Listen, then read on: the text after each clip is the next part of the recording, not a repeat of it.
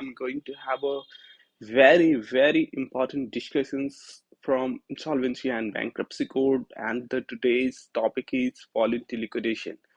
We will be knowing about the liquidation process, which has been prescribed under insolvency and bankruptcy code 2016. So guys, let's have a look on voluntary liquidation process. In short, this liquidation process is known as VLP. VLP. VLP. V stands for voluntary, L stands for liquidation, P stands for process. Voluntary VLP, voluntary liquidation process. Guys, show आज हम लोग की जो ये पूरा discussion होने वाली है वॉलंटरी लिक्विडेशन प्रोसेस के ऊपर होने वाली है, राइट। तो बेसिकली जो हमारा वॉलंटरी लिक्विडेशन प्रोसेस है वो है क्या, इसकी स्टैट्यूटरी फ्रेमवर्क कहाँ है, हमारे को कहाँ पे वॉलंटरी लिक्विडेशन प्रोसेस के बारे में देखने को मिलेगा। तो guys, you can just check out about the voluntary liquidation process. जो भी इसके प्रोविजंस हैं वो इंसॉल्वेंसी एंड बैंक्रप्सी कोड के अंदर आपको देखने को मिलेंगे, राइट। तो बिफोर स्टार्टिंग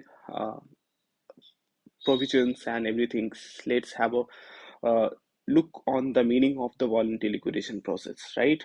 कि ये जो voluntary liquidation process है उसकी exactly क्या मतलब होता है और क्यों इसे लाया गया। तो voluntary liquidation under IBC, this IBC means insolvency and bankruptcy code, ठीक है, is a process whereby a solvent company, point to be noted, right, a solvent company, ठीक है, one that can pay off its debt, decide to wind up its affairs, इसे भी आप wind up its affair, ठीक है, affair means business, जो dealings हैं उनके जिसमें वो ऑपरेट करते हैं, and distribute its assets among stakeholders, जो भी उनके एसेट्स हैं उसको क्या करेंगे, वो स्टेक होल्डर्स में क्या करेंगे, डिस्ट्रीब्यूट कर देंगे, right. This process is governed by section 59 of the IBC code and insolvency and bankruptcy board of India voluntary liquidation process regulation, ठीक है। यहाँ पे जो प्रोविजंस हैं उसके बारे में बात कहा गया है। तो हम लोग सभी इंपॉर्टेंट टर्म्स के ऊपर में बात करेंगे। वॉलंटरी लिक्विडेशन, जैसे कि आप देख पा रहे होंगे, ये जो वर्ड है वॉलंटरी मीन्स स्वेच्छा से, अपनी इच्छा से, ठीक है, लिक्विडेट किया जा रहा है। क्या किया जा रहा है, लिक्विडेट किया जा रहा है, किसको, कंपनी को, ठीक है। तो ये जो वॉलंटरी लिक्विडेशन प्रोसेस है, जैसे कि आप लोग जानते हैं कि ये जो आईबीसी है ना, आईबीसी, इसके अंदर अलग अलग प्रोसेस को दी गई है, जैसे कि सीआईआरपी प्रोसेस है ना, सीआईआरपी प्रोसेस है, एक ऐसी प्रोसेस है सीआरपी जिसके अंतर्गत कोई भी debt trapped company, debt stressed company को क्या किया जाता है, रिजॉल्व की जाती है सीआरपी प्रोसेस के थ्रू, है ना। इसमें ब्रॉडली होता क्या है कि कंपनी की सीआरपी इनिशिएट हो गई, इनिशिएशन सेक्शन 7, 9 या फिर सेक्शन 10 में हुई, उसके बाद उस कंपनी की आईआरपी अपॉइंट की जाती है, मोरेटोरियम डिक्लेयर हो जाता है, आईआरपी क्लेम मंगाता है, क्लेम वेरीफाई करता है, लिस्ट ऑफ क्रेडिटर्स बनाता है, सीओसी कॉन्स्टिट्यूट करता है, सीओसी कॉल करता है, फिर यूआई इनवाइट करता है, यूआई आता है, देन फिर रेजोल्यूशन प्लान आती है, रेजोल्यूशन प्लान को अप्रूवल की जाती है, एंड देन उसको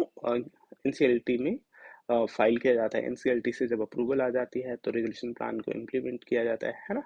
तो इस तरीके से जो सीआरपी प्रोसेस में है, कॉर्पोरेट डेटर को क्या किया जाता है, रिजॉल्व किया जाता है। उसके बाद लिक्विडेशन प्रोसेस है ना। जस्ट एक नॉलेज के लिए मैं ये सारे बता रहा हूँ आपको, ठीक है। जो लोग जानते हैं उनके लिए तो अच्छी बात है, बट जो हमारे न्यू व्यूअर्स हैं और जो इच्छा रखते हैं कि आईबीसी के प्रोसेस के बारे में जाने, तो उनको एक थोड़ी सी ओवर लुक मिलेगी। सीआरपी प्रोसेस आई थिंक कि आपको पता चल गया होगा, ठीक है। दूसरा जो है लिक्विडेशन प्रोसेस, ठीक है, लिक्विडेशन।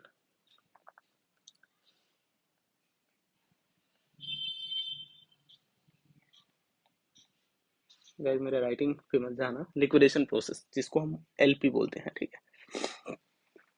लिक्विडेशन प्रोसेस कब स्टार्ट होता है, ये क्या है, ठीक है। तो जब कंपनी को सीआरपी प्रोसेस में रिजॉल्व नहीं की जाती है ना। नॉर्मली जो provision of insolvency and bankruptcy code में दिया गया है कि 180 डेज में कंपनी को रिजॉल्व किया जाना है, ठीक है।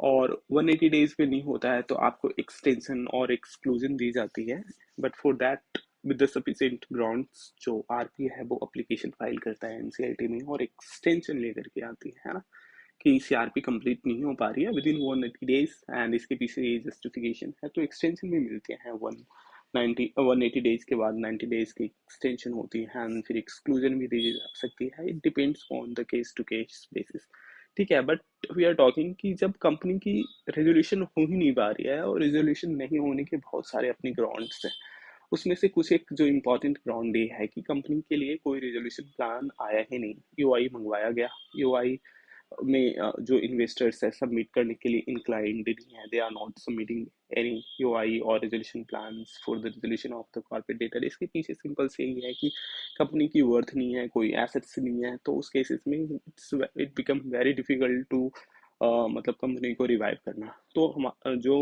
ऑप्शन बच जाता है कंपनी को लिक्विडेट करना, तो कंपनी को लिक्विडेशन के लिए ऑर्डर पास कर दी जाती है ना। सीओसी लिक्विडेशन के लिए ऑर्डर पास कर देगी। एक तो वो क्राइटेरिया हो गया।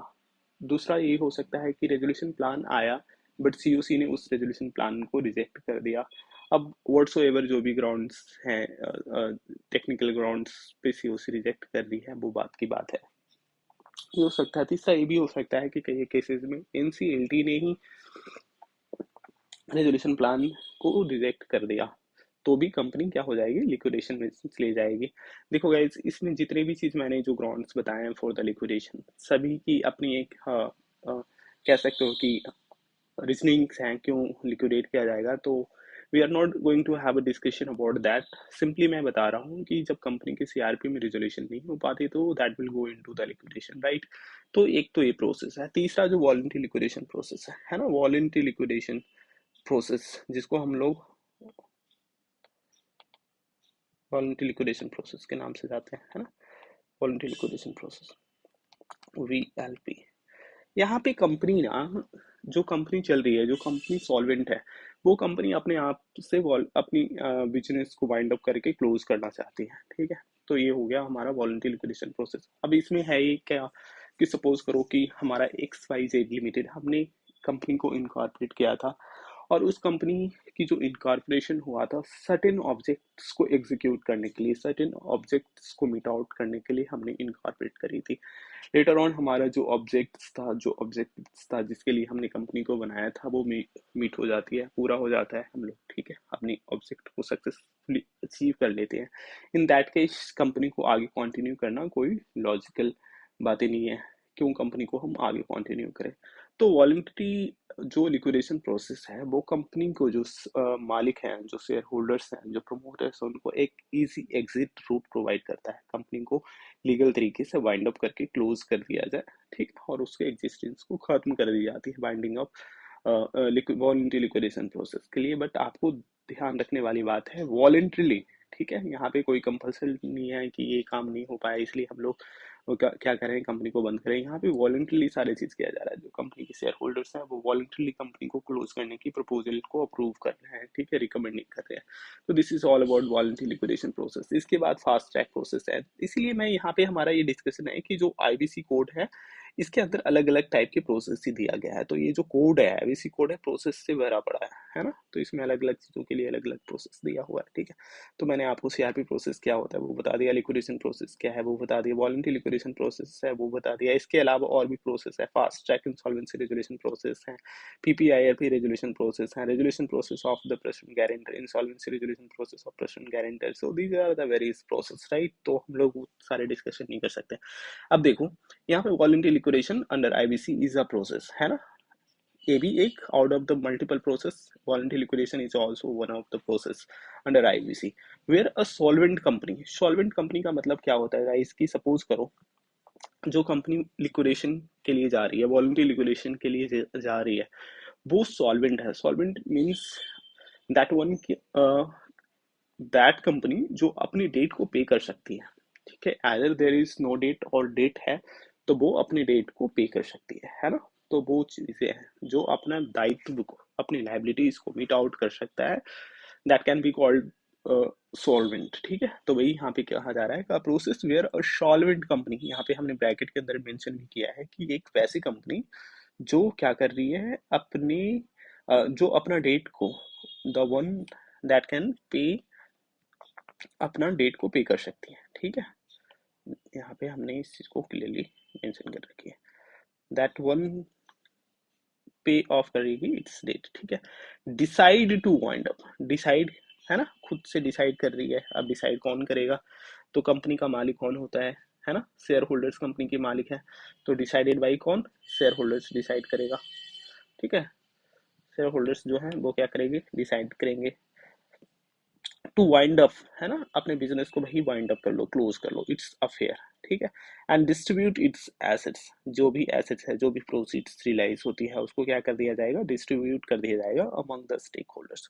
And this process is governed by section 59 of the IBC code and IBBI voluntary liquidation process regulation 2017। तो देखो, मैं थोड़ा सा, जब स्टैट्यूटरी प्रोविजंस की बात आ गई, तो हम लोग इसके ऊपर डिस्कशन ही कर ही लेते हैं कि होता क्या है ये, है ना। अब यहाँ पे ये है कि आईबीसी कोड, है ना, आईबीसी कोड 2016, इसके अंदर जो आपको प्रोविजंस, वी एल पी की प्रोविजंस के बारे में हम लोग बात करते हैं। तो क्या क्या देखना है आपको, जो वॉलंटरी लिक्विडेशन की स्पेसिफिक प्रोविजंस हैं इंसॉल्वेंसी एंड बैंक्रप्सी कोड में, वो सेक्शन 59 है, ठीक है। सेक्शन 59 है, वो वॉलंटरी लिक्विडेशन की प्रोविजंस से डील करती है। उसके बाद आपको क्या है, आई बी बी आई, ठीक है। V L voluntary liquidation process जो है 2017 के, जो कि यहाँ पे आपको देखने के लिए मिल रहा होगा, ये insolvency and bankruptcy board of India voluntary liquidation process regulation 2017। तो ये सेक्शंस और ये रेगुलेशंस, ठीक है गाइज। इसके अलावा जो अदर प्रोविजंस आपको कवर करने हैं ना, वो वो यहाँ पे मैं इधर बता रहा हूँ। सेक्शन 34 से लेकर के 34 टू 54, है ना, ऑफ आईबी कोड, ठीक है। तो तीन चीज हो गया, थ्री पार्ट में आपको स्टैट्यूटरी प्रोविजंस देखने को मिलेंगे। पहले तो सेक्शन, है ना, पहले हम कह सकते हैं 8 second and this one is third, ठीक है। पहले आपको सेक्शंस मिल रहे हैं, सेक्शन 59 जिसमें पूरा वॉलंटरी लिक्विडेशन प्रोसेस के बारे में बात की गई है। उसके बाद सेक्शन 34 से लेकर के 54, although these sections has been given under liquidation process की जो चैप्टर है उसके अंदर दिया गया है, बट चैप्टर थर्ड है, उसके अंदर चैप्टर थर्ड और part third of IBC code के अंदर दी गई है, and that is applicable for the liquidation process, जो हमारा सेकंड पे यहाँ पे मैंने बताया था लिक्विडेशन प्रोसेस के ऊपर। But these provisions, these sections are also applicable on the voluntary liquidation process। कहाँ से कहाँ तक, सेक्शन 34 से लेकर के 54 तक। तो आपको ध्यान रखना है, section 59 shall be read out with section 34 to section 54 of the IB code, right. उसके बाद आपको रेगुलेशंस कवर करने हैं, IBBI वॉलंटरी लिक्विडेशन प्रोसेस, है ना, 2017 की ये जो रेगुलेशन है। तो ये तमाम जो है हमारा स्टैट्यूटरी प्रोविजंस, होप कि ये आपको क्लियर होगी। आपको यदि आईबीसी कोड के अंदर देखना है कि हमारे को वॉलंटरी लिक्विडेशन को सीखना है और उसके लिए क्या क्या प्रोविजन है, तो आप सेक्शन 59 को कवर करें। उसके बाद जो रेगुलेशंस हैं हमारा वॉलंटरी लिक्विडेशन प्रोसेस, उसको भी कवर करें, and then section 34 onwards section 54 तक भी कवर करें, राइट। होप कि ये हमारा जो मीनिंग है और जनरल डिस्कशन ये हुई, ये कंप्लीट हो गया, ठीक है गाइस। सेकेंड हमारी जो डिस्कशन होने वाली है, objectives of voluntary liquidation of a company. जब कंपनी वॉलंटरी लिक्विडेशन के लिए जा रही होती है, तो उसका क्या पर्पस होगा, क्यों कंपनी वॉलंटरीली अपने बिजनेस को, बिजनेस ऑफ अफेयर्स को वाइंड अप करती है, क्या इसके पीछे ऑब्जेक्टिव्स रहा होगा। देखो, ऑब्जेक्टिव्स पढ़ने से पहले आपको और हमारे को ये चीज ध्यान रखना है कि कंपनी जो अपनी बिजनेस ऑफ अफेयर्स को वाइंड अप कर रही है that is voluntarily, there is no compulsion of anyone, there is no violation of law, ठीक है, नथिंग, कुछ भी नहीं है। शेयर होल्डर्स अपनी स्वेच्छा से अपने बिजनेस को क्या करना चाह रहे हैं, तो क्लोज करना चाह रहे हैं। तो इसके पीछे जो रीजन और पर्पस होती होगी वो एग्जिट अपॉर्चुनिटी को ढूंढना, है ना, कि कंपनी को अब एग्जिट किया जाए, कंपनी को वाइंड अप कर दिया जाए, क्लोज कर दिया जाए। क्यों? क्योंकि बिजनेस को अब नहीं आगे कंटिन्यू करना है, बिजनेस को नहीं चलाना है। जिस पर्पस के लिए हमने बिजनेस स्टार्ट किया था हो सकता है वो पर्पस पूरा हो गया हो सकता हो कि आगे बिजनेस कंटिन्यू करने वाला कोई ना हो सकता है, बहुत सारे रीजन हो सकते हैं। तो let's have a look at the objectives, है ना, कि ऑब्जेक्टिव्स बेसिकली है क्या वॉलंटरी लिक्विडेशन प्रोसेस का। तो voluntary liquidation allows a solvent company, solvent means a company that can pays its debt, है ना, to wind up its affair, business जो business dealings है, in orderly and legally compliant manner। देखो दो words यहाँ पे आए हैं, इसके ऊपर हम लोग थोड़ा सा डिस्कस करेंगे। इट्स अफेयर्स, अफेयर्स का मतलब यहाँ पे है बिजनेस ऑपरेशन, ठीक है, ऑर्डरली, प्रॉपर ऑर्डर में, and legally, without non compliances, कोई नॉन कंप्लायंस नहीं हो रही है, प्रॉपर तरीके, प्रॉपर कंप्लायंस करके, प्रॉपर लीगल तरीके से क्या करना है, लीगल कंप्लायंट तरीके से क्या करना है, बिजनेस को क्लोज करने का एक प्रोसेस है, ठीक है। द की objective of voluntary liquidation under insolvency and bankruptcy code are, जो की ऑब्जेक्टिव्स है इंसॉल्वेंसी एंड बैंक्रप्सी कोड में वॉलंटरी लिक्विडेशन को लेकर के, वो इस प्रकार से है। Orderly closure of the business, ठीक है, first one is orderly closure of the business. यहाँ पे क्या करना है कि इंश्योर कंपनी सीजेस ऑपरेशन, ठीक है, in structured and legally compliant manner. जो कंपनी की ऑपरेशन है वो स्ट्रक्चर्ड और कंप्लायंट मैनर से बंद कर दी गई है, बिजनेस नहीं हो रहा है, ऑपरेशंस नहीं चलाई जा रही है, ठीक है। तो ये चीज है, और इसमें अवॉइड्स करता है कम complications or disputes related to unfinished business activities, right?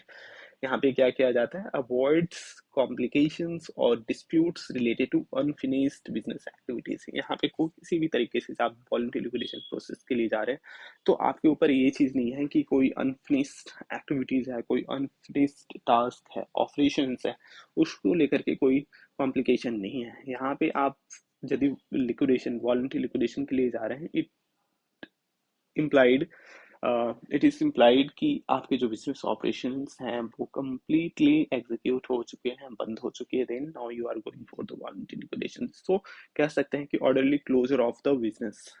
एक तो पहले ऑब्जेक्टिव्स ये है वॉलंटरी लिक्विडेशन का।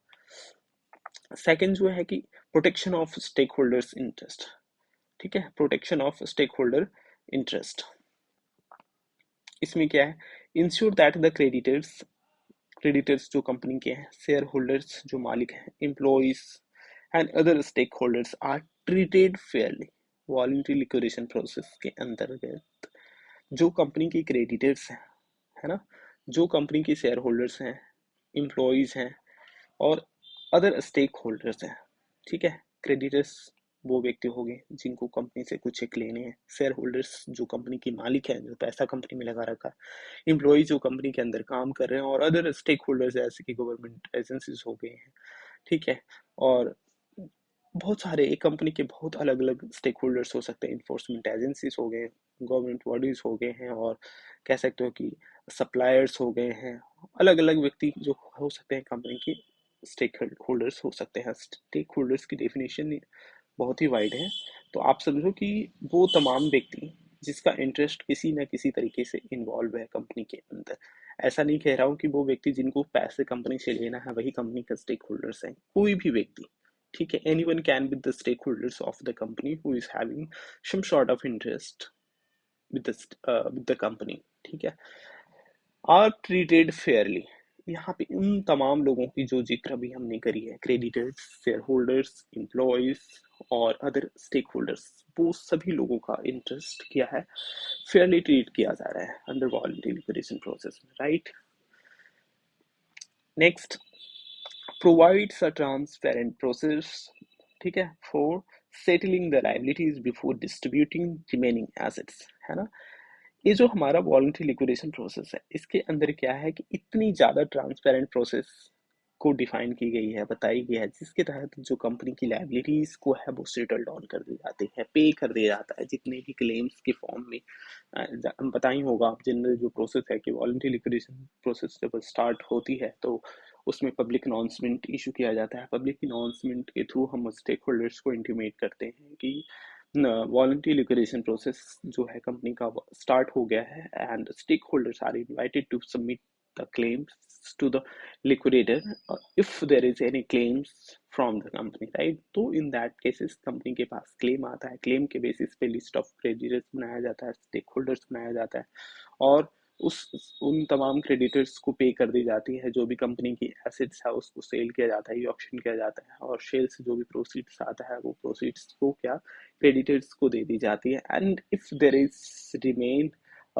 any proceeds remaining, then that proceeds will be distributed to the shareholders of the company। तो जितने भी क्रेडिटर्स को सेटल डाउन करने के बाद कुछ एक पैसे बच जाते हैं वो शेयर होल्डर्स को दे दी जाती है, जो कि सेक्शंस वो हमारी सेक्शन 50 जो है 53 के अंदर डिफाइन की गई है ना, वाटरफॉल मैकेनिज्म जिसको बोलते हैं, उस सेक्शन के तहत पेमेंट को कर दिया जाता है, ठीक है।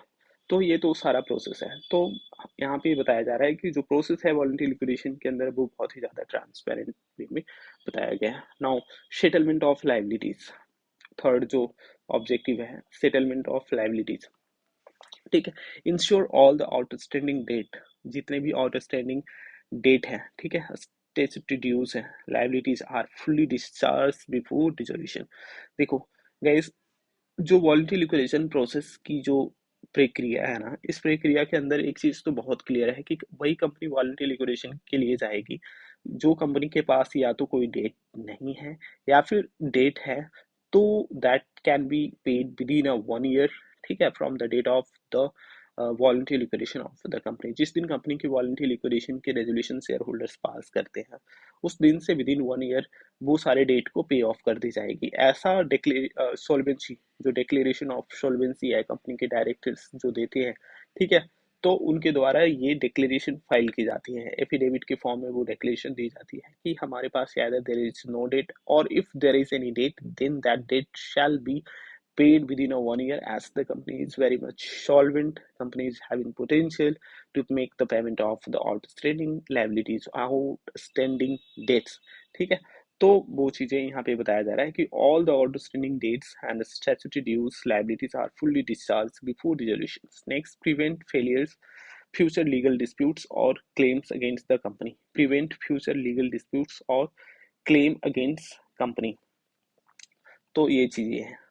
अब इसमें यहाँ पे जो सेकंड पॉइंट ये है कि फ्यूचर लीगल डिस्प्यूट्स होने की चांसेस बहुत ही कम होते हैं, क्योंकि कंपनी की जो फाइनल डिसोल्यूशन होता है ना, डिसोल्यूशन मीन्स एक ऐसी ऑर्डर जिसमें कंपनी की कह सकते हो कि एग्जिस्टेंस क्या होती है, खत्म हो जाती है। डिसोल्यूशन ऑर्डर पास होते ही कंपनी की जो एग्जिस्टेंस है, कंपनी का एग्जिस्टेंस आपको कैसे मतलब से क्या मतलब होता है, देखो कंपनी जब होती है, कंपनी जब चल रही होती है तो मिनिस्ट्री ऑफ कॉर्पोरेट अफेयर्स की जो वेबसाइट है वहाँ पे कंपनी का नाम आता है, कंपनी का शीन आएगा, कंपनी का एड्रेस आएगा, कंपनी के डायरेक्टर्स की डिटेल्स आएगी, वो तमाम चीज़ें वहाँ आपको देखने को मिलेगा, कौन कौन शेयर होल्डर्स हैं, कौन कौन डायरेक्टर्स हैं, कितना कंपनी प्रॉफिट अर्न कर रही है, कंपनी के ऊपर क्या चार्जेस है, they are the so many information which is available in the public domain, directly वहाँ से कर सकते हो। उसके बाद आपको डिटेल जानकारी चाहिए होती है तो आप कंपनी के इंस्पेक्शन करके मिनिस्ट्री ऑफ कॉर्पोरेट अफेयर्स की वेबसाइट से वो सारी डिटेल्स निकाल सकते हो। बट जब कंपनी फाइनली डिसॉल्व हो जाती है,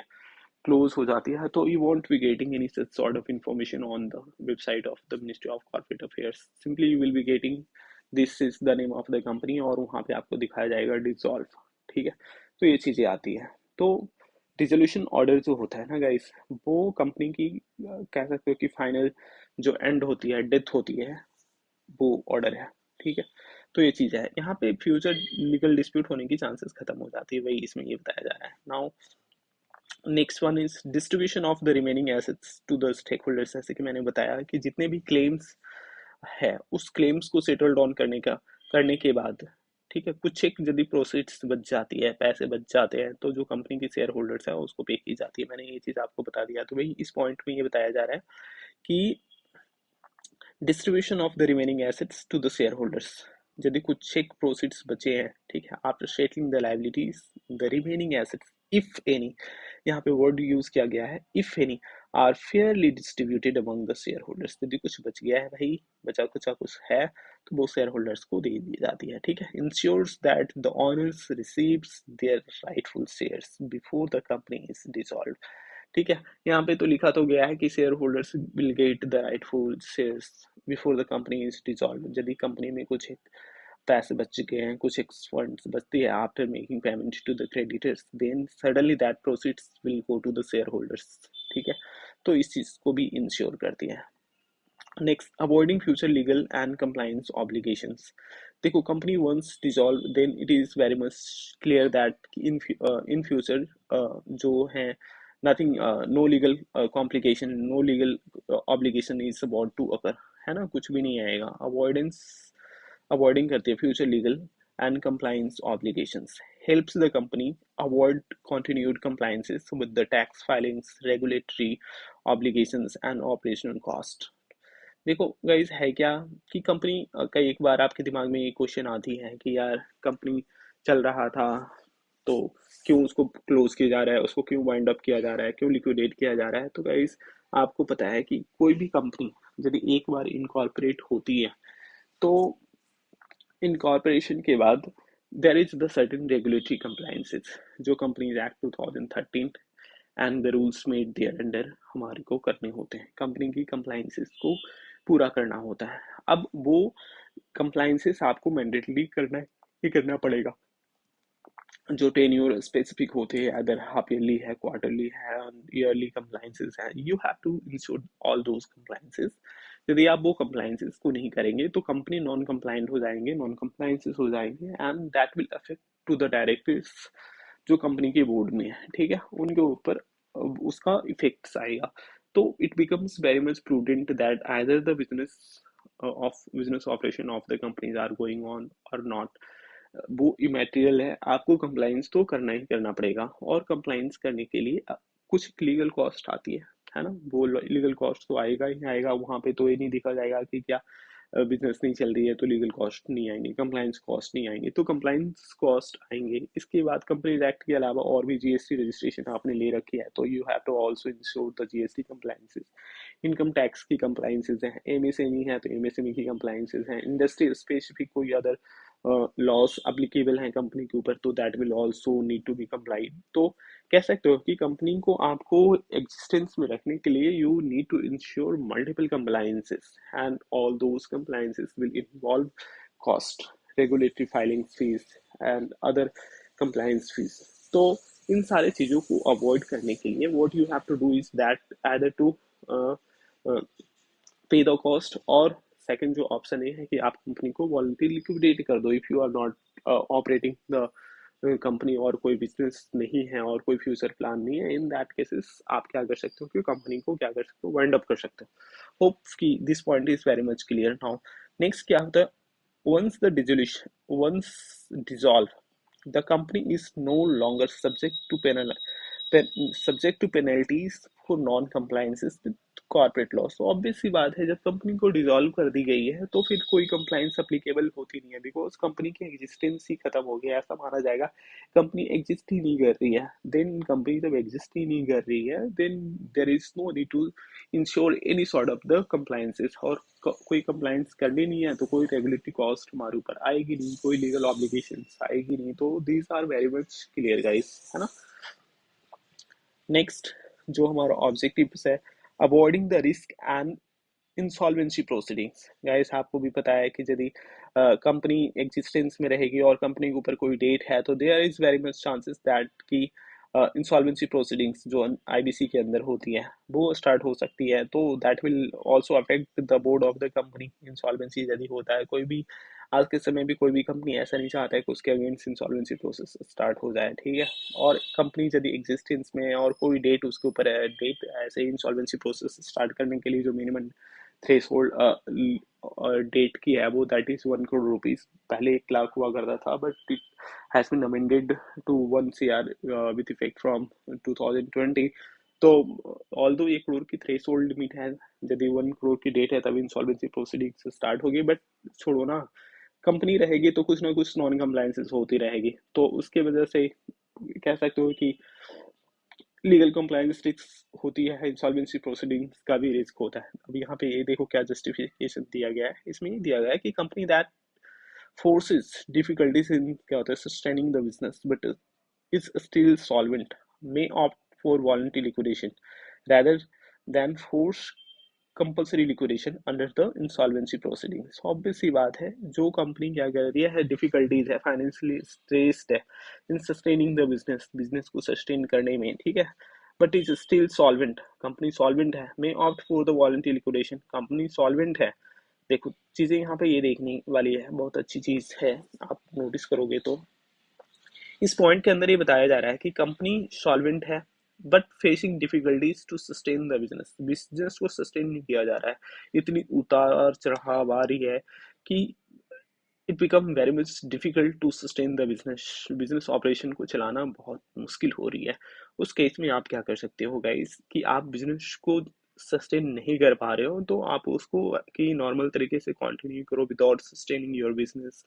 आप वैसे करोगे तो आपके ऊपर क्या होगा, सस्टेन नहीं कर पाना तो कॉस्ट बढ़ते रहेंगे, कॉस्ट बढ़ेंगे तो आपके अगेंस्ट सडनली एक टाइम आएगा जब इंसॉल्वेंसी प्रोसीडिंग्स स्टार्ट किया जाएगा और आपके जो बिजनेस वायबल नहीं है, सस्टेनेबल नहीं है, तो उसका रेजोल्यूशन भी नहीं हो पाएगा और क्या होगा, उसको कंपल्सरीली लिक्विडेट किया जाएगा। तो उससे अच्छा है क्यों ना आप उसको वॉलंटरली ही लिक्विडेट कर दो rather than force faces compulsory liquidation में जाने के बजाय आप उसको वॉलंटरली लिक्विडेट कर दो, ठीक है। This safeguard the reputation of the promoters and directors. Obviously यदि कंपनी की कंपल्सरी लिक्विडेशन होती है तो ये है मार्केट में पूरा र्यूमर ये होगा कि कंपनी की इंसॉल्वेंसी स्टार्ट हो गई because company was not able to make payment to the creditors. उसके बाद कंपनी का रेजोल्यूशन नहीं हो पाया, that is also very much, मतलब कह सकते हैं थोड़ा सा सही सिचुएशन नहीं होता है। सो rather going facing liquidation process, compulsory liquidation process upon failure of the CRP process, it becomes very much important to just to go for the voluntary liquidation process and wind up the business, get the resolution order passed. So this one is quite good instead of facing compulsory liquidation process. Now, enhancing the business and financial efficiency, ठीक है। Allow promoters, यहाँ पे बताया गया है कि जो voluntary liquidation process है वो इनहेंस करता है business and financial efficiency. How, देखो, allow the promoter to free up the capital and resources tied to unprofitable और अननेसेसरी बिजनेस। गाइस होता क्या है कि देखो, आपने कंपनी को इनकॉर्पोरेट कर लिया, उसमें बहुत ज़्यादा मात्रा में इन्वेस्टमेंट्स कर रखा है और आपकी जो बिजनेस है वो कंटिन्यू नहीं किया जा रहा है, सस्टेन नहीं हो पा रही है या कोई भी रीजन है जिसकी वजह से आपकी बिजनेस कंटिन्यू नहीं हो पा रही है, बट उस कंपनी में आपके इन्वेस्टमेंट है, इन्वेस्टमेंट लगी हुई है, काफ़ी खासी पूंजी लगा रखी है, तो वो पैसे कहीं ना कहीं आपके ब्लॉक हो चुके हैं अनटिल अनलेस कि आप कंपनी को क्लोज कर दो, एसेट्स जो भी है उसमें इन्वेस्टमेंट को आप बाहर निकाल लो, ठीक है। तो ये एक अपॉर्चुनिटी देती है वॉलंटरी लिक्विडेशन प्रोसेस, जो प्रमोटर हैं, डायरेक्टर है कंपनी को, उनको एक अपॉर्चुनिटी देते हैं कि भाई इसके थ्रू आप एग्जिट कर जाओ बिजनेस और उसमें जो आपकी इन्वेस्टमेंट ब्लॉक हो रखी है उसको आप कहीं दूसरी जगह प्रॉफिटेबल बिजनेस में इन्वेस्ट करो जहां से कि आपको फायदा हो सके। तो यही इस पॉइंट में बताया गया है, पॉइंट नंबर 7, की enhancing the business and financial efficiency. Next, compliance with the legal framework, compliance with the legal framework. इसमें क्या बताया गया है कि ensure that the company follows the due process laid out under Section 59 of the IBC 2016 and Voluntary Liquidation Process Regulation 2017. Voluntary liquidation process ये भी ensure करता है, prevents fraudulent or illegal resolution, ensuring the transparency and the accountability. Fraudulent तरीके से कोई भी company को और इलीगल तरीके से डिसॉल्व नहीं किया जाएगा, ये गारंटी देता है कौन, जो हमारा प्रोविजन है सेक्शन 59 और जो रेगुलेशंस एप्लीकेबल है। देखो ये भी पॉइंट रेलिवेंट है। Next, facilitating exit strategy to the promoters. मैंने पहले ही बता रहा हूँ चिल्ला चिल्ला करके कि जो वॉलंटरी लिक्विडेशन प्रोसेस है वो एग्जिट अपॉर्चुनिटी देते हैं वॉलंटरी लिक्विडेशन के तहत। तो वो अपने इन्वेस्टमेंट को जो ब्लॉकेज है वैसे कंपनी में जो कि प्रॉफिटेबल नहीं है, जहाँ से कोई कह सकते हो कि हमारे को रेवेन्यू जनरेट नहीं हो रही है, but there is large stake involve in that company, तो why opting the voluntary liquidation route, company can the promoter can just take out अपना जो ब्लॉक फंड है वो वहां से निकाल करके कहीं दूसरी जगह पे लगा सकते हैं, प्रॉफिटेबल बिजनेस में इन्वेस्ट कर सकते हैं। तो ये यहाँ पे बताया गया है, ensure structured exit for the investors, venture capitalist, promoters who no longer wish to continue the business, जो चाहते हैं कि लंबे समय तक बिजनेस में कंटिन्यू ना करें। Avoid forced exit situations, ensuring better control over the assets. Liquidations. Next, maintaining clean and corporate record. Obvious सी बात है, वॉलंटरी लिक्विडेशन के प्रोस्पेक्ट्स यदि हम बात करें तो ये क्लीन कॉर्पोरेट रिकॉर्ड को मेंटेन करने में जो ये प्रोसेस है काफ़ी हद तक हेल्प करती है। Since voluntary liquidation is planned and creditor approved process. देखो गाइस, इसको हम लोग डिस्कस करेंगे। क्रेडिटर अप्रूव्ड प्रोसेस इसको क्यों कहा जा रहा है? It allows promoter and director to exit without negative legal और द फाइनेंशियल implications, राइट? तो वो चीज़ें देखो है क्या कि आपको यहाँ तक होती है कि जब वॉलंटरी लिक्विडेशन प्रोसेस है, यहाँ पे थोड़ी सी डिस्कशन करूंगा मैं। VLP जो है इसको कमेंस करने के लिए क्या होती है, हमारे को अप्रूवल करना हो, अप्रूवल चाहिए होता है, शेयर होल्डर्स की अप्रूवल, शेयर होल्डर अप्रूवल, ठीक है। एक तो ये अप्रूवल है, first approval, and second approval creditors approval. Creditors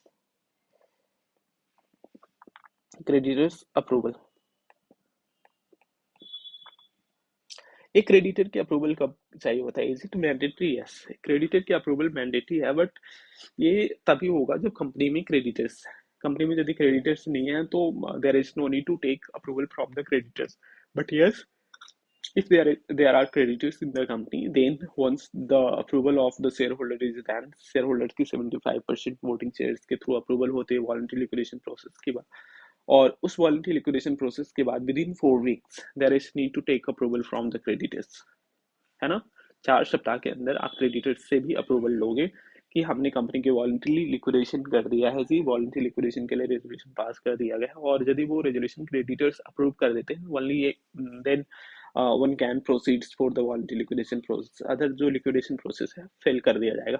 इसलिए तो यहाँ पे कहा जा रहा है कि ये जो वॉलंटरी लिक्विडेशन प्रोसेस होती है वो उन व्यक्ति के द्वारा ही, उन कंपनी के द्वारा ही किया जाना चाहिए जिनके पास या तो कोई डेट नहीं है, कंपनी में कोई डेट नहीं है, और if there is any debt then company इतनी कंपनी सॉल्वेंट है कि जो भी डेट है उसको विद इन 1 years जो है पे कर दिया जाएगा। गाइस 1 years इसलिए लिखा गया है कि जो वॉलंटरी लिक्विडेशन प्रोसेस कंप्लीट करने का जो टेन्योर दी गई है दैट इज 1 year, ठीक है। तो कंपनी 1 साल में वो सारा पे ऑफ कर देगी। बट यहाँ पे जो एडिशनल अप्रूवल आपको लेने पड़ेंगे वो क्रेडिटर्स के अप्रूवल लेने पड़ेंगे विद इन 4 वीक, ठीक है। तो ये चीज आपको ध्यान रखने की जरूरत है, ठीक है। नेक्स्ट क्या है? Ensure the company is dissolve without being labelled as defunct और struck off which can affect future business ventures. Guys, आपकी यदि कंपनी डिफंक्ट होती है, it is having its own legal implications और इसके नेगेटिव एस्पेक्ट्स अपनी अपनी है। स्टक ऑफ की जाती है, इसकी एक अलग इम्प्लीकेशन जाती है, अलग मैसेज जाती है मार्केट के अंदर कि इस प्रमोटर का एक कंपनी था, या तो वो डिफंक्ट हो गई या स्टक ऑफ कर दिया गया। तो that has all these stuffs is having their on, कह सकते हो कि नेगेटिव और पॉजिटिव चीज़ें हैं। तो आपको पता होगा कि क्या है, डिफंक्ट क्यों होते हैं कंपनी और किस लिए की जाती है, स्टक डाउन कब किया जाता है। यदि कोई कंपनी स्टक डाउन किया जा रहा है, इसकी साइन अच्छी नहीं जाती है, डिफंक्ट हो रही है कंपनी, इसकी भी साइन अच्छी नहीं जाती है having the promoter of the company, ठीक है।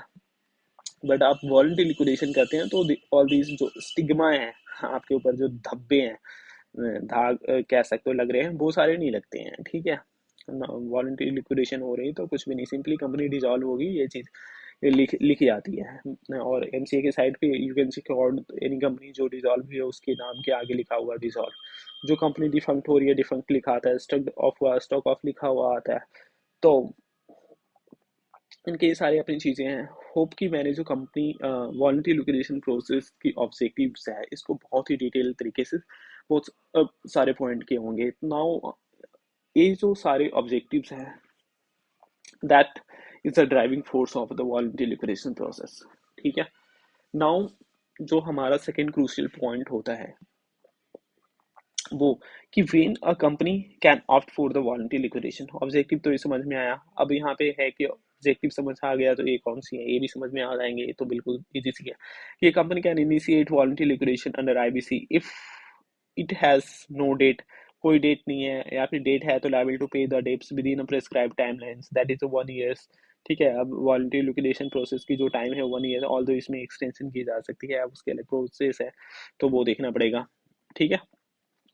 The decision of the liquidation is approved by the shareholders through the special resolution or the 75% voting shareholders। जो shareholders के पास है 75% अप्रूवल हमारे को यहाँ पे चाहिए होता है तो स्पेशल रेजोल्यूशन उसको बोला गया है। ठीक है। And it is not being the liquidated to defraud the creditors. यहाँ पे ये बोला जाता है कि जो वॉलंटरी लिक्विडेशन की जा रही है that is not for the defrauding the creditors. Creditors को फ्रॉड करने के लिए कुछ भी नहीं किया जा रहा है। And company has not committed any default under IBC. Company IBC के अंदर कोई डिफॉल्ट नहीं की जा रही। देखो यहाँ पे शेयर होल्डर्स की अप्रूवल की बात तो की गई है। यदि कंपनी के अंदर डेट है क्रेडिटर्स है तो क्रेडिटर्स की अप्रूवल भी लेना पड़ेगा। वो 4 वीक के अंदर लेना है। जिस दिन भी आपके स्पेशल रेजुलेशन फॉर लिक्विडेशन हो गया वॉलंटरी लिक्विडेशन हो गया वहां से 4 सप्ताह के अंदर आपको क्रेडिटर्स की भी अप्रूवल लेना पड़ेगा। Right guys. तो ये सारी चीजें हैं। Now step by step process for voluntary liquidation process. देखो इसका क्या प्रोसेस होने वाले हैं वॉलंटरी लिक्विडेशन प्रोसेस की। यदि हमें एक बार वॉलंटरी लिक्विडेशन स्टार्ट करना है तो फर्स्ट ऑफ ऑल आपको बोर्ड मीटिंग करना पड़ेगा। कंपनी की बोर्ड मीटिंग कॉल करो, है ना। फर्स्ट स्टेप होने वाली जो है कि कंपनी का बोर्ड मीटिंग बुलाओ। The board of directors must meet and approve the resolution for the voluntary liquidation. Board में आएंगे, बोर्ड मीटिंग करेंगे और वहां पे क्या करेंगे, वो वॉलंटरी लिक्विडेशन की जो रेजोल्यूशन है वो कंसीडर करेंगे। ठीक है। A declaration of solvency must be made. जो डायरेक्टर्स ने कंपनी को वो डिक्लेरेशन ऑफ सॉल्वेंसी बनाएंगे। ठीक है। एंड कंफर्म करेंगे that the company can pay off its debt and is not being liquidated fraudulently. यहाँ पे ये चीज करना है कि कंपनी की जो डेट है, ठीक है, अगर कंपनी के अंदर डेट नहीं है या फिर कंपनी के डेट है तो वो उसको पे कर दिया जाएगा। ठीक है। एंड जो लिक्विडेशन प्रोसेस ये स्टार्ट किया जा रहा है वॉलंटरी लिक्विडेशन प्रोसेस स्टार्ट किया जा रहा है that is not with the fraudulent intent. ठीक है। कोई भी मेलाफाइड इंटेंट के साथ नहीं की जा रही है तो ये डिक्लेरेशन देना पड़ेगा। और ये डिक्लेरेशन कौन देगा, कंपनी के जो डायरेक्टर्स है वो देंगे। ठीक है। उसके बाद स्टेप नंबर सेकंड क्या है, डिक्लेरेशन ऑफ सॉल्वेंसी और एफिडेविट के फॉर्म में होगा गाइस। ये जो डिक्लेरेशन ऑफ सॉल्वेंसी है that will be in the form of affidavit. Now directors must submit a declaration of solvency verified by an affidavit stating the company is solvent.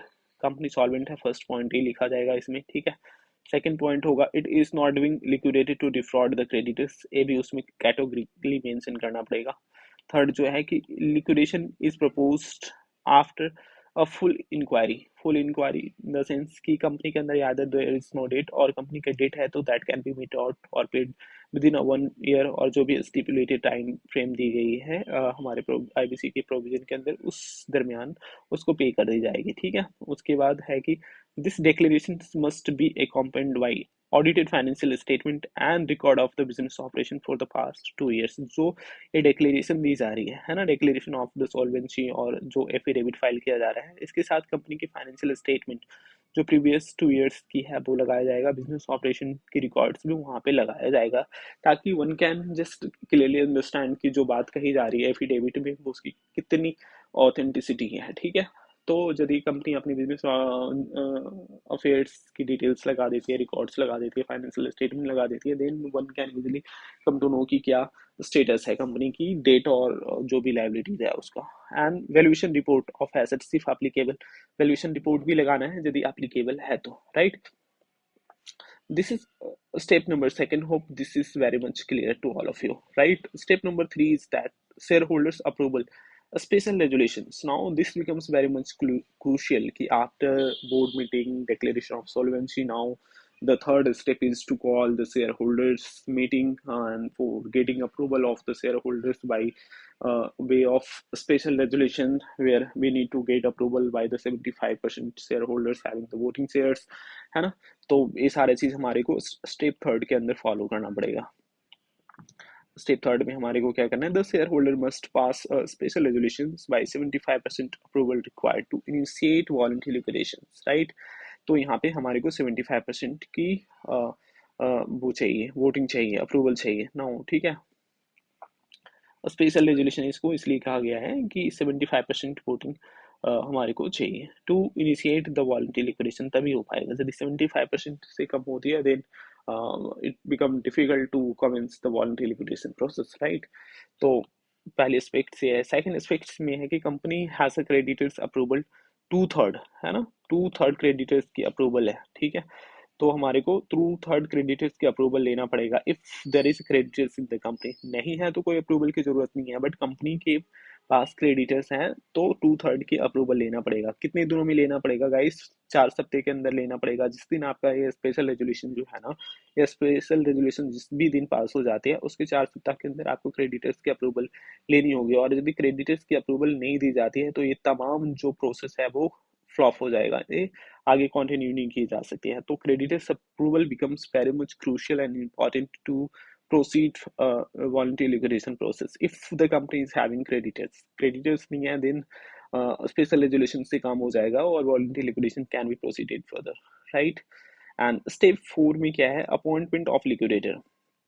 जब जिस भी दिन शेयर होल्डर्स क्या कर रहे हैं, स्पेशल रेजोल्यूशन पास कर रहे हैं फॉर वॉलंटरी लिक्विडेशन, उसी में एक ये भी रेजोल्यूशन होगा जिसके तहत shareholders can appoint insolvency professionals IP as a liquidator. तो लिक्विडेटर कौन हो सकता है? ओनली इंसॉल्वेंसी प्रोफेशनल्स जो हैं वही लिक्विडेटर कैन बी अपॉइंटेड। तो उसमें भी एक रेजोल्यूशन होगा pertaining to the appointment of voluntary liquidator के अपॉइंटमेंट के लिए कंसेंट लेना पड़ेगा और उस कंसेंट को कंसिडर करके रेजोल्यूशन पास करना पड़ेगा कि resolve that the share holders is appointing mister this and this as the liquidator of the company to carry out the liquidation process as per the provision of the insolvency and bankruptcy code along with applicable regulations, right।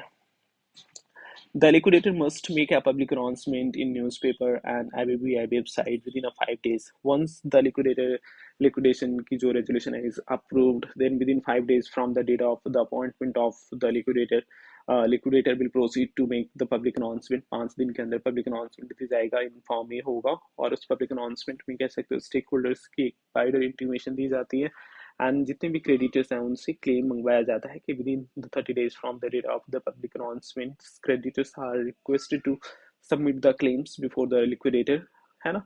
And on that basis liquidator will prepare the list of the creditors, will constitute FCC and जो भी है assets आएंगे उससे distribution करेंगे creditors को, ठीक है। Creditors की डिस्ट्रीब्यूशन के बाद if there is something remaining proceeds available, then that proceeds will be paid to the shareholders of the company। तो ये मैंने बहुत सारी चीजें यहाँ पे दी। नेक्स्ट क्या है, step number 5, creditors approval if applicable. तो ऑब्वियस बात है with in 7 days of the special resolution. Guys I think यहाँ पे चेंजेस आया होगा। मैं यहाँ पे पहले 4 week हुआ करता था but now here it has been mention that the within 7 days। तो एक बार ये अमेंडमेंट की चीज़ है, आप इसे देख लेना कि क्रेडिटर्स के अप्रूवल वेदर 4 week के लेना है और 7 days के लिए। हमारी टीम ने यहाँ पे 7 days लिखा है तो मोस्ट ऑफली यहाँ पे अमेंडमेंट आई होगी तो यहाँ पे लिखा गया है। इसको थोड़ा सा ये चेक कर लेना आप, ठीक है। Now approval of two third की हमारे को अप्रूवल होगा, टू थर्ड क्रेडिटर्स के अप्रूवल लेने पड़ेंगे हमारे को विद इन 4 week। अगेन यहाँ पे 7 दिन है यानी आप चेक कर लेना, ठीक है। पहले 4 week हुआ करता था। Step number 6, liquidation process by liquidator.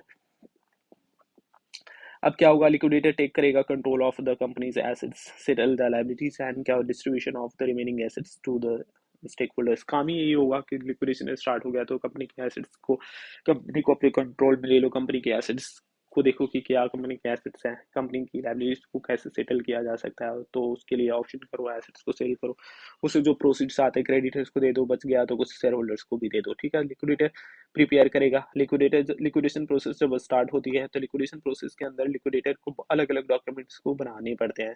उसमें एक डॉक्यूमेंट होते हैं गाइस, देखो डॉक्यूमेंट पॉइंट ऑफ व्यू से मैं यहाँ पे थोड़ा सा बात करूंगा।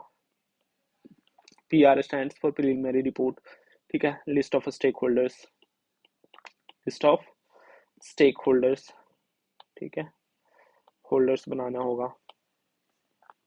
उसके बाद क्या क्या बनाने होते हैं, उसके बाद जो सर्टेन बुक्स ऑफ अकाउंट्स जो होते हैं, कंपनी फॉर्मेट दी गई है, ये वॉलंटरी लिक्विडेशन प्रोसेस में फॉर्मेट दी गई है, यदि कंपनी की बुक्स ऑफ अकाउंट कंप्लीट नहीं है तो उस फॉर्मेट में हमारे को बनाना पड़ेगा। उसके बाद एसेट्स मेमोरेंडम भी बनाना पड़ेगा, है ना। एसेट्स मेमोरेंडम बनाना होगा, लिस्ट ऑफ स्टेक होल्डर हो गया, एसेट्स मेमोरेंडम हो गया। उसके बाद फाइनल रिपोर्ट हो गया, है ना।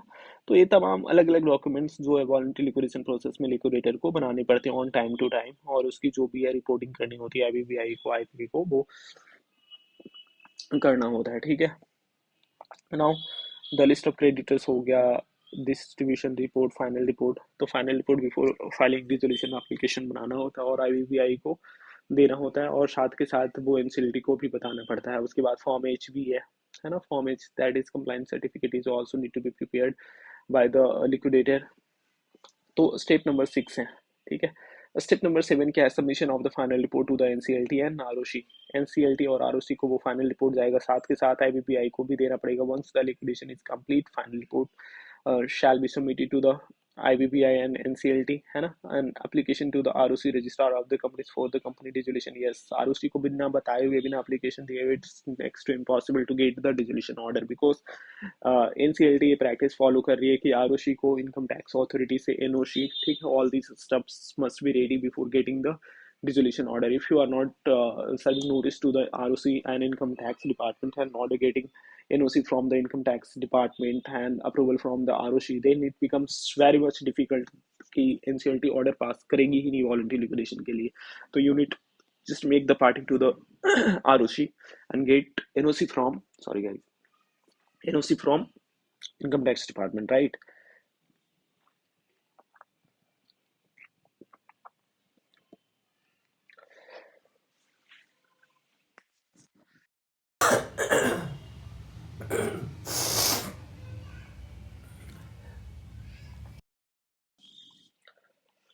नेक्स्ट जो है, फोर्थ नंबर पॉइंट पे, legal provisions governing the voluntary liquidation process. मैंने ऑलरेडी ये प्रोविजंस को आपको बता दिया था स्टार्टिंग में कि कौन कौन सी प्रोविजन है जो अप्लीकेबल होती है, ठीक है। तो I don't think we need to discuss fourth number point again, because we have already discussed in very details at the beginning of the video. Next, key takeaways, key points to remember. Now it becomes very important, जो कुछ एक important point है उसको हमारे को ध्यान रखना है यदि हम वॉलंटरी लिक्विडेशन प्रोसेस को स्टार्ट करने जा रहे हैं, वॉलंटरी लिक्विडेशन करने जा रहे हैं। The process is only for the solvent companies. ये जो प्रोसेस है सॉल्वेंट कंपनी के लिए है, यदि कंपनी सॉल्वेंट नहीं है तो ये प्रोसेस अप्लीकेबल नहीं होगा, ठीक है। The entire process must be completed with in 12 months, 12 महीने के अंदर ये प्रोसेस को कम्प्लीट करना होता है। देखने वाली बात है कि क्या इसमें कोई चेंजेस अमेंडमेंट लाई गई है, नहीं, आई थिंक कोई अमेंडमेंट नहीं है। Liquidator play a crucial role in the managing the claims, settling the assets and finalising the resolution. Obvious सी बात है, role of the liquidator is very much crucial. Liquidator need to function very prudently, actively and diligently in order to complete the liquidation process and get the dissolution order passed by the NCLT, right? तो NCLT's approval is required for before the company is officially dissolved। जब तक कि final dissolution order pass नहीं की जाती है, company का dissolution नहीं हो पाएगा, राइट। तो ये तमाम जो इम्पोर्टेंट पॉइंट थे, वी नीड टू जस्ट थोड़ा सा लर्न करने की ज़रूरत है। तो guys, I tried my best कि मैं आप लोगों को बुक के नॉलेज ना दे करके, बिकॉज अक्सर मुझे कई लोगों से ये चीज़ सुनने को होता है कि वॉलंटरी लिक्विडेशन प्रोसेस क्या होता है, ये लिक्विडेशन प्रोसेस से कैसे अलग है, क्यों कंपनी वॉलंटरी लिक्विडेशन प्रोसेस में जाना चाहती है, लिक्विडेशन प्रोसेस कैसे स्टार्ट किया जा सकता है ना, तमाम तमाम चीज़ें यहाँ पे अक्सर हम लोग सुनते आते हैं। मेरा ये वीडियो बनाने का पर्पज़ था कि लोगों के अंदर एक जनरल जो अवेयरनेस है pertaining to the voluntary liquidation process, जो यूनिक कॉन्सेप्ट्स हमारे इंसॉल्वेंसी एंड बैंक्रप्सी कोड के अंदर दी गई है, उसके बारे में अवेयरनेस क्रिएट करना। और होप होपफुल हूँ मैं कि ये वीडियो देखने के बाद आपको एक ब्रॉडर आइडिया मिल गया होगा कि वॉलंटरी लिक्विडेशन प्रोसेस को कैसे कमेंस की जानी है और क्या स्टैट्यूटरी रिक्वायरमेंट होने वाली है, कौन सी प्रोविजंस कहाँ पे मिलने वाली है, ठीक है, कि कब तक कंप्लीट हो जाएगा। तो एक ये कह सकते हो कि it's not a very technical जो वेयर एक्ट की डिस्कशन नहीं थी, बट ओवरऑल वीडियो को इस तरीके से बनाया गया है कि वन कैन अंडरस्टैंड कि वॉलंटरी लिक्विडेशन प्रोसेस है और how we can proceed further for the voluntary liquidation process. So guys, thank you very much for watching these videos, and if you think this video is important and relevant for you, content are relevant for you, please give us a thumbs up and please do subscribe for getting the regular update. Thank you very much once again. Bye bye.